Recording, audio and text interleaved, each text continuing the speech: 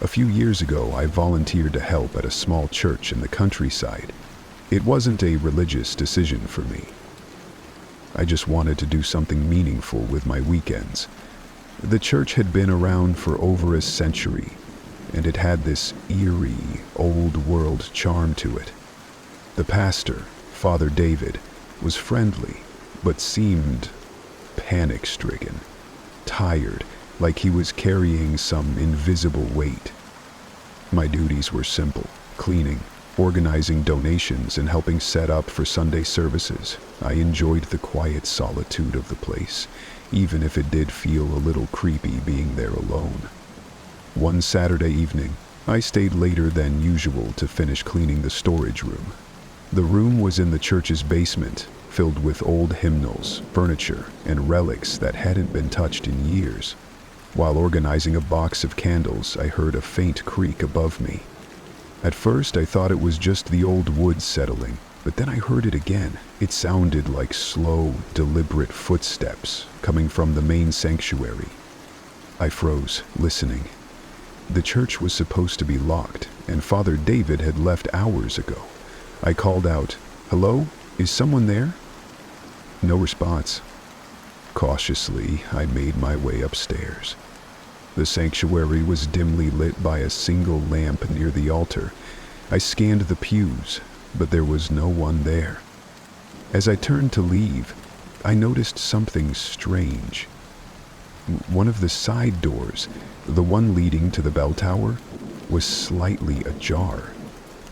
I was certain I'd locked it earlier. Trying to convince myself it was just the wind, I shut the door and secured it again. But as I turned to leave, I swear I heard whispering. It was so faint I couldn't make out any words, but it sent chills down my spine. I hurried out of the church, locking the main door behind me.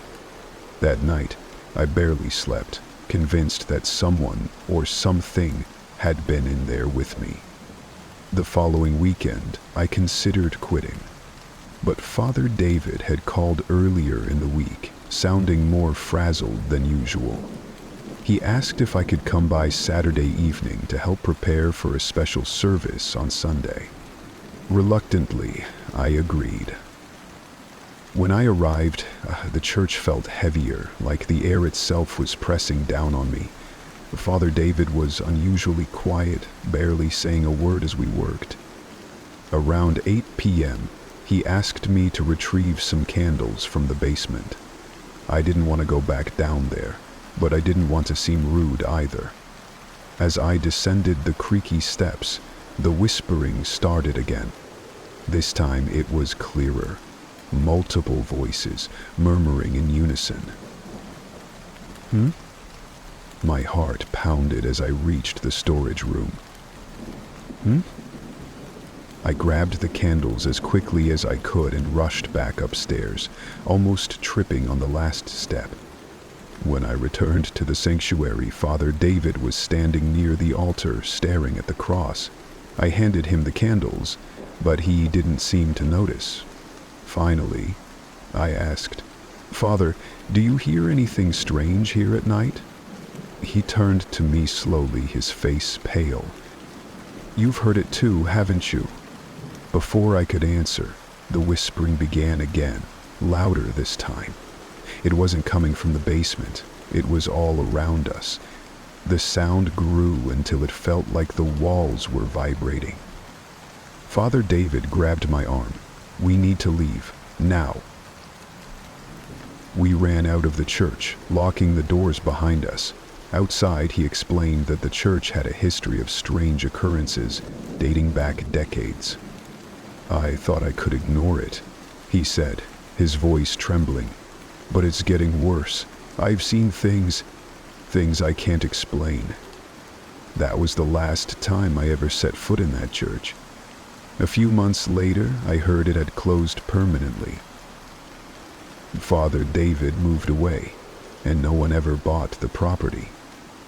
To this day, I still get chills thinking about that whispering, voices from nowhere, echoing through the empty halls.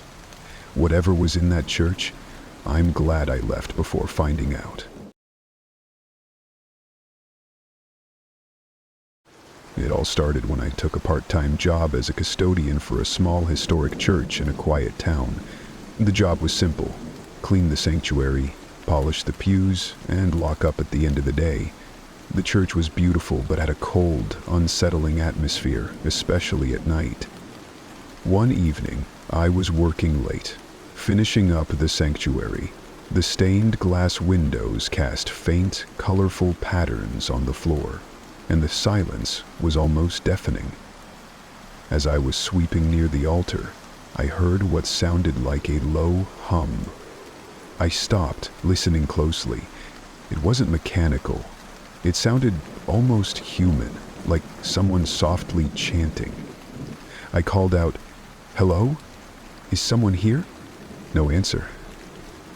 I walked toward the sound, which seemed to be coming from a door near the back of the sanctuary.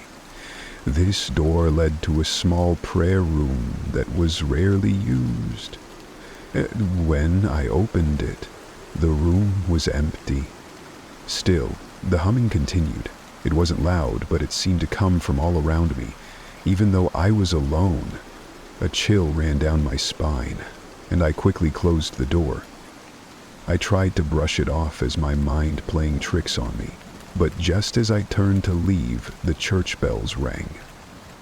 That wouldn't have been strange, except it was nearly midnight and the bells hadn't worked in years. The next day I told my supervisor about the bells. He just laughed and said, "You're not the first to hear them. This place has its quirks." His nonchalance made me feel a little better, so I decided to keep the job. But the strange occurrences didn't stop. One evening, as I was locking up, I heard footsteps echoing through the empty sanctuary. I checked every corner of the church, but no one was there. Another time, I found a Bible open on the altar, even though I was certain I'd left it closed. The final straw came about a month later. I was working late again, polishing the pews. As I was finishing up, I saw movement out of the corner of my eye. I turned, and for a split second I thought I saw someone standing in the aisle. It was just a shadow, but it looked like the figure of a man, tall and unmoving. I blinked, and it was gone. Panicked, I grabbed my things and rushed out of the church. As I locked the doors behind me, I heard the humming again, louder this time, like it was following me. The next morning I quit. I couldn't handle it anymore. A few weeks later, I learned the church had been built on the site of an old monastery that had burned down in the 1800s. There were rumors that some of the monks had died in the fire, and that their spirits never left. To this day, I can't explain what I experienced in that church, but every time I hear church bells, I get an uneasy feeling, wondering if they're ringing for me.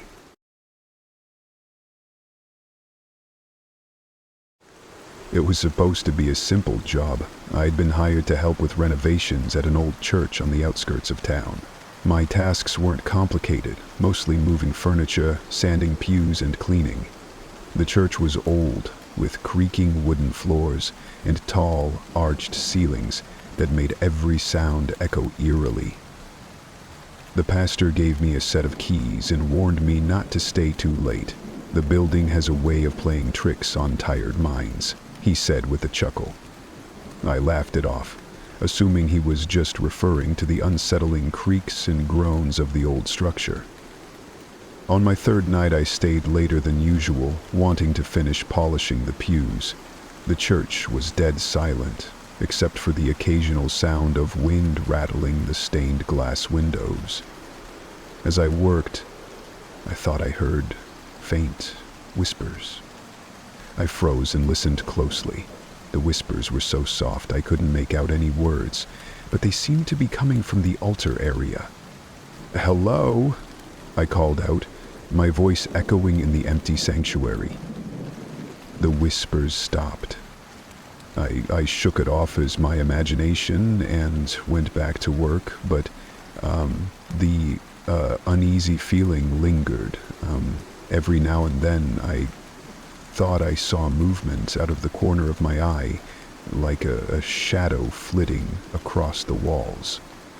Just as I was packing up to leave, the organ let out a single, low note.